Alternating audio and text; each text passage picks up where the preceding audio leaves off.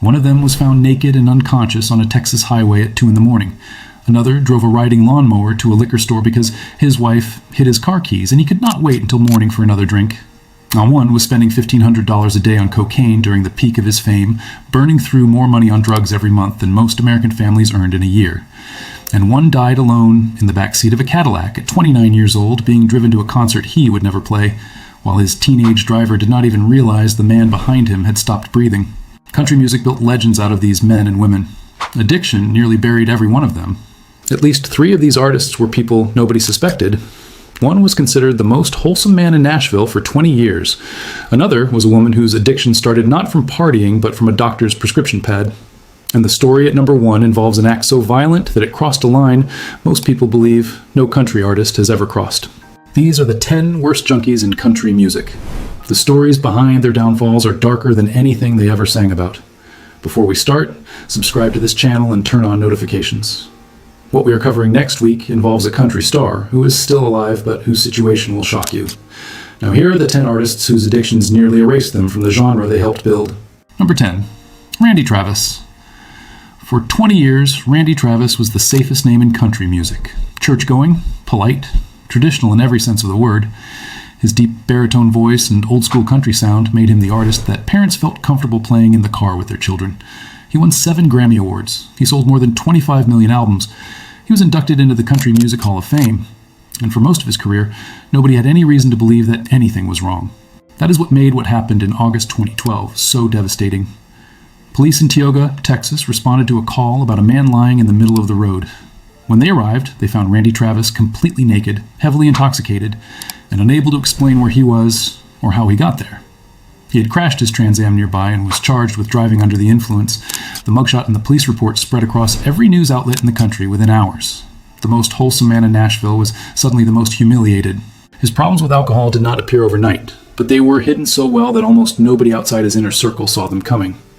Through the 1980s and 1990s, Travis was untouchable, but the pressure of fame was building beneath a surface that looked perfectly calm.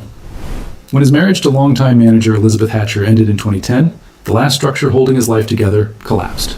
According to people close to Travis during that period, Elizabeth had been managing more than his career. She had been managing his behavior, his schedule, and his access to alcohol for years. When she was gone, there was no one left to stop him. The 2012 arrest was not an isolated incident. It was the most visible moment in a pattern that had been accelerating for 2 years. His career stalled, his health declined. Then, in 2013, he suffered a massive stroke that nearly killed him.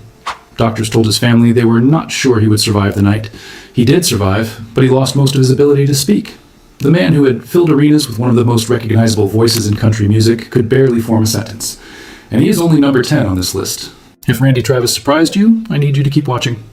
Because the next 9 names get progressively darker, and at least 2 of them involve artists whose addictions were hidden so well that even their closest friends did not know the full truth until it was too late. Number 9. Tammy Wynette. Tammy Wynette did not turn to drugs because of the party lifestyle. She did not get hooked at an after-show gathering or a backstage celebration. She turned to pills because she was in physical pain, constant, grinding, unrelenting pain that followed her through most of her adult life and never gave her a single day of peace. She underwent more than a dozen major surgeries over the course of her career. Every time she went under the knife, doctors prescribed painkillers to help her recover. The pills worked at first, then they became the only thing that worked. By the time her career reached its peak, Wynette was dependent on prescription medication just to stand upright long enough to finish a concert. She was not using drugs to celebrate fame. She was using them to physically survive it. Her voice, once the most commanding instrument in country music, started showing the strain. She appeared fragile during performances. Her movements became cautious. Fans in the front rows noticed the change, even when the people in the back of the arena could not. Her personal life was equally unstable. She went through 5 marriages, including a turbulent union with George Jones, who appears later on this list for reasons just as devastating. What most fans never knew was how close Wynette came to dying years before she actually did. According to someone who worked with her during the late 1980s, there were at least 2 incidents on tour where Wynette had to be revived backstage after taking too many pills before a performance. Both incidents were kept completely out of the press. Her team managed the situation quietly, and the shows continued. Wynette's dependency wore her body down across years of quiet, invisible damage. When she died in 1998 at the age of 55, the full toll was visible to the doctors who examined her, but not to the fans who mourned her. She never had a dramatic public collapse. Her destruction was slow, steady, and almost silent. and she is still nowhere near the top of this countdown. Type the word Tammy in the comments if her story is the one that hits you the hardest so far. Because what happened to her was not a choice. It was a trap that started with a prescription pad and ended with a coffin. Number 8. Hank Williams Jr. Most people who fall 500 feet off a mountain do not survive. Hank Williams Jr. did, but the aftermath nearly destroyed him in ways that the fall itself could not. In 1975, while climbing Ajax Peak in Montana, Williams lost his footing and fell. The impact shattered his skull and destroyed most of his face. Surgeons rebuilt him over the course of multiple operations that took years to complete. But the pain from those injuries stayed with him long after the last surgery was over. Doctors prescribed painkillers. He took them gratefully, then he kept taking them long after the prescriptions ran out and long after the doctors stopped writing them. Williams had already been drinking heavily before the accident. He had spent his early career trapped inside the shadow of his father, Hank Williams Sr., one of the most famous and most self-destructive artists in country music history. Nashville executives had literally dressed young Hank in his father's clothes and made him perform his father's songs on stage as a child. The pressure of carrying that name and that legacy pushed him toward rebellion, and rebellion pushed him toward substances that promised to make the weight feel lighter. After the fall, painkillers joined alcohol as a daily fixture in his life. His behavior became unpredictable. His reliability came into question. His personal relationships fractured repeatedly. A former member of his road crew later said there were nights on tour when Hank Jr. was so impaired that the band had to adjust their set list in real time because he could not remember the words to songs he had performed 1,000 times. Williams eventually pulled himself back from the worst of it, but the damage left permanent marks on both his body and his career. He survived what his father could not, but his father's story, when we reach it later on this list, is far worse. Number 7. Glen Campbell. Glen Campbell was one of the most naturally gifted musicians America has ever produced. His guitar playing was world-class. His voice crossed genres as effortlessly as breathing. Songs like Rhinestone Cowboy and Wichita Lineman made him a household name in every corner of the country and placed him in a category of fame that most country artists never reach. But by the late 1970s, cocaine had taken hold of him so completely that the man his fans saw on stage and the man his band saw backstage were two entirely different people. He used cocaine to keep pace with a schedule that never stopped. Tours, recordings, television appearances, one stacked on top of another with no break in between. The drug gave him energy. It also gave him paranoia, violent mood swings, and a professional reputation that was collapsing in real time while his record sales kept climbing. His relationship with singer Tanya Tucker became one of the most chaotic and publicly scrutinized romances in country music history. Both were using heavily, and the relationship burned through trust, credibility, and public goodwill at a speed that alarmed everyone around them. According to someone who was part of Campbell's circle during that period, there were nights when Glen would not sleep for 3 days straight, fueled entirely by cocaine and the certainty that everyone around him was plotting against him. His performances became unreliable. He showed up late. Sometimes he did not show up at all. Then came the arrests. A DUI charge and an assault arrest in the early 2000s put his decline on full public display. It took years, but Campbell eventually got sober, rebuilt his reputation, and returned to music with a clarity he had not possessed in decades. He later battled Alzheimer's disease with the same determination, and his final tour became one of the most emotional farewell performances in country music history. But for a long and dark stretch of his career, cocaine turned one of the greatest talents in American music into someone the industry could not trust with a microphone. Hit the like button right now if you believe Glen Campbell deserved to be remembered for his music and not just his mistakes. Because the man who sang Wichita Lineman was one of the greatest artists who ever lived, and the fact that cocaine almost erased him should make every person watching this angry. Number 6. Merle Haggard. Before Merle Haggard ever sang a note on a professional stage, he had already served time in San Quentin State Prison. He was 20 years old when he went in, convicted after a botched robbery at a roadside diner, but his criminal record started long before that. Growing up desperately poor in Bakersfield, California, after losing his father as a child, Haggard fell into theft, fighting, and heavy drinking while still a teenager. He ran away from home multiple times, hitchhiking across state lines and hopping freight trains with no money and no destination. By the time he was 15, he had been arrested more times than most adults accumulate in a lifetime. Prison changed him, but not immediately. What changed him was watching Johnny Cash perform at San Quentin while Haggard sat in the audience as an inmate. That performance gave him a direction he had never had before. When he got out, he committed himself to music with the same intensity he had once committed to breaking the law. His songs about hardship, poverty, and survival were rooted in lived experience, and they made him one of the most respected and authentic voices country music has ever produced. But fame brought its own pressures, and the same patterns that had landed him behind bars resurfaced with frightening speed. He turned back to alcohol and drugs even after building a successful career, threatening everything he had earned. According to a musician who toured with Haggard during the 1970s, there were stretches where Merle would drink so heavily on the bus between shows that the band would draw straws to decide who had to wake him up and get him to the stage. It took years before he found lasting sobriety. He used his past as raw material for his songwriting rather than letting it define his future. But the distance between San Quentin and stability was long, dark, and nearly fatal. We are halfway through this list, and we have not even reached the names that will truly shock you. The next 4 stories involve levels of addiction so extreme that they nearly ended not just careers, but lives. If you have not subscribed yet, do it now, because what comes next is the part of this video that stays with you after the screen goes dark. Number 5. Waylon Jennings. At the peak of his career, Waylon Jennings was spending $1,500 a day on cocaine. Not a week, not a month, every single day. He was the godfather of outlaw country, a man who rejected Nashville's polished studio system in favor of raw, unfiltered sound. His voice was unmistakable. His attitude was defiant. His image was built on independence and refusal to compromise, and his cocaine habit was destroying him from the inside out while he pretended to the world that he was invincible. Jennings did not start using for fun. The demands of constant touring, recording, and performing left him running on empty night after night, and cocaine gave him the ability to keep going when his body was begging him to stop. But the drug took far more than it gave. His judgment deteriorated until he could not tell the difference between a good decision and a catastrophic one. His finances were devastated because the money that should have been building a legacy was going up his nose. His relationships crumbled under the weight of behavior that no one around him could predict or control. According to Jessie Coulter, his wife, there were nights when Waylon would lock himself in a room and not come out for days, communicating only through a closed door. In 1977, federal agents arrested him for cocaine possession, a moment that forced him to stare directly at what his life had become. Quitting was not simple. It took years and multiple failed attempts before Jennings finally broke free. His recovery became as much a part of his legacy as his music, but during the worst stretch, he was burning through money, trust, health, and time at a pace that could not have lasted much longer.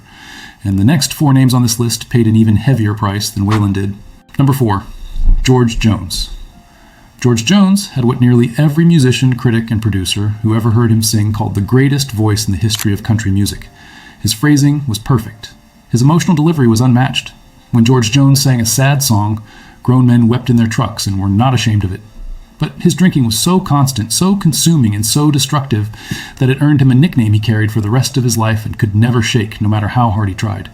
No-Show Jones, because he simply did not show up, not to concerts, not to recording sessions, not to commitments of any kind.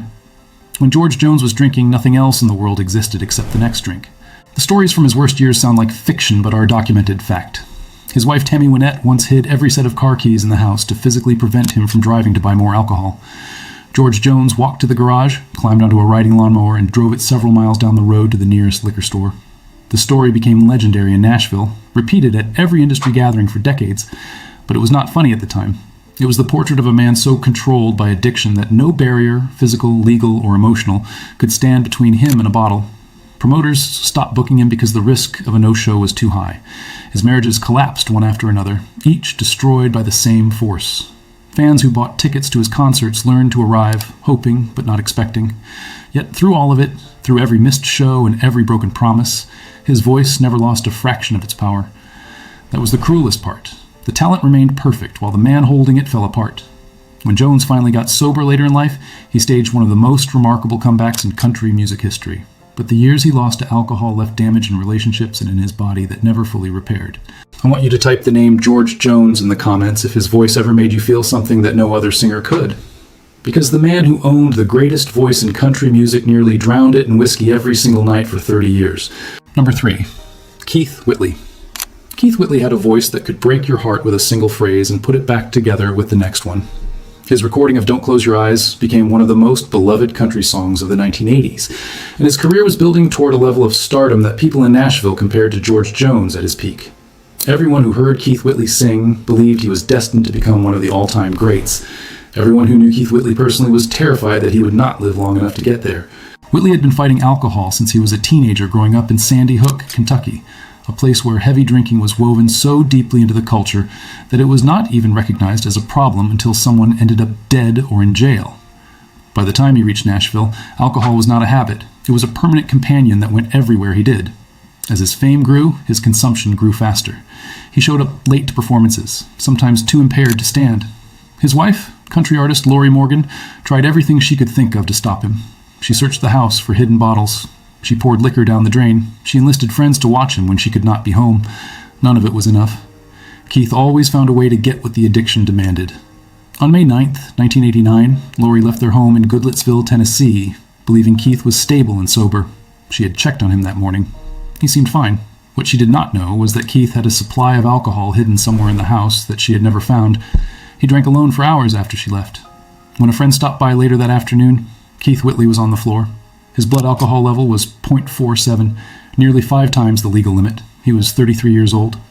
The voice that Nashville believed would define the next era of country music was silenced on the floor of a house where no one heard him fall. The country music community was devastated.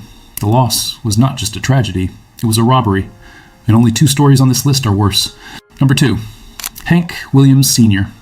Hank Williams Sr. did not live long enough to see his 30th birthday.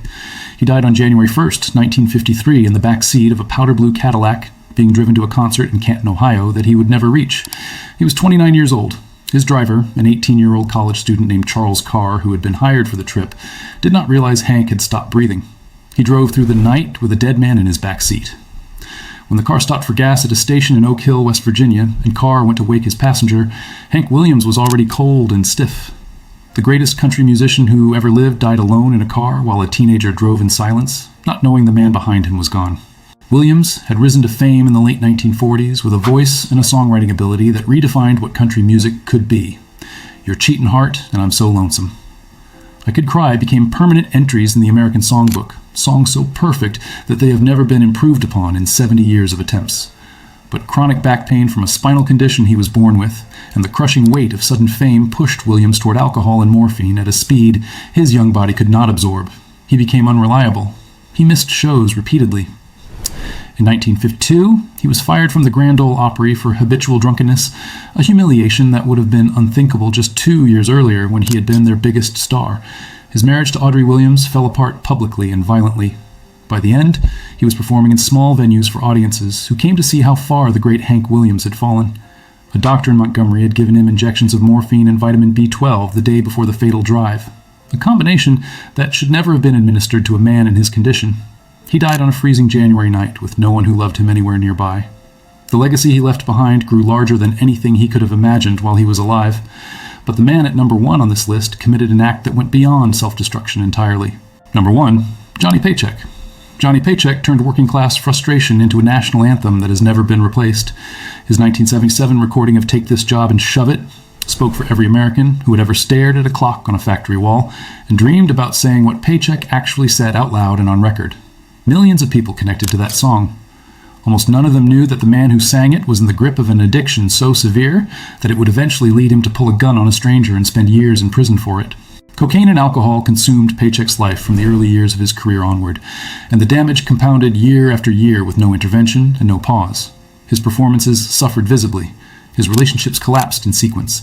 His finances fell apart under the weight of habits that cost more than his declining career could support.